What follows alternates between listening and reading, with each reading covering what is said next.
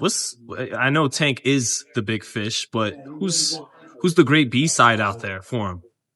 I don't know. I mean, all these guys are kind of the same to me. All of these guys are very good fighters. Shakur's a very good fighter. Frank Martin's a very good fighter. Who else we got in the division? In that division? At 35, yeah, that's the main fight now. Yeah, if we're Lomachenko's still a good fighter. Shakur. Yeah, Lomachenko's still a good fighter. The other little young up and coming Abdullah Mason, but he's young. Yeah. No, not him. Keyshawn. Keyshawn's a good fighter. Yeah, got a lot of good young talented fighters out there. That division is very healthy. Very healthy.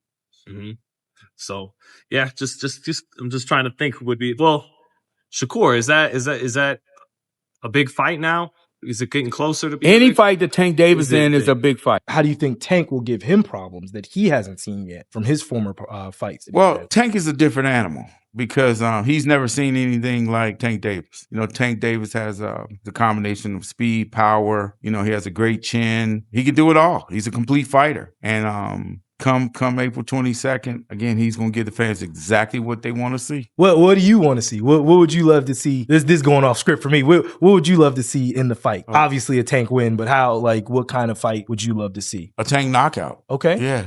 Do what he normally does. Yeah. You know, on the biggest stage, you know, against a huge opponent, you know, and that's what it's all about, giving the fans exactly what they want to see. He has a hit list, and he's going to get every one of these guys who y'all say are the top guys. Trust me. Shakur's going to get that work. He asking for it, he going to get that work. But it ain't what he think it is.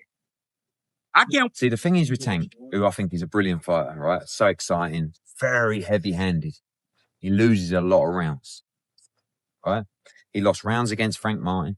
He lost rounds against Ryan Garcia. He lost rounds against Pitbull Cruz. And these are all guys that aren't on the same level as Lomachenko and Shakur Stevenson. So he has to put a dent in these people. Otherwise, he'll get beat. But he does put a dent in them because he punches really hard. And Tank's not just a puncher. He's got a good boxing IQ as well. I just don't think he's technically, or the IQ is as good as Lomachenko or as good as Shakur Stevenson. But can he put a dent in them? Because I promise you this. If he don't stop these people, he will be behind at nearly every junction of those fights, Lomachenko included. I think he stops Lomachenko, but he'll be behind. When did you see that in Tank? Even the possibility of him becoming like a megastar that he is now? Was there a fight or a moment where you're like, damn, he's that guy? The Pedraza fight. Yeah, I was going to say, that's kind of one that sticks out in my mind too. Because nobody's kicked Pedraza's ass like Tank did. Yeah, no. That was an incredible performance. And to be so young. He had like 50 rounds or something. 12 or 13 months before that we had signed him. He's the real deal. Haven't I been saying all along? You guys have not seen what a terrific boxer Tank is.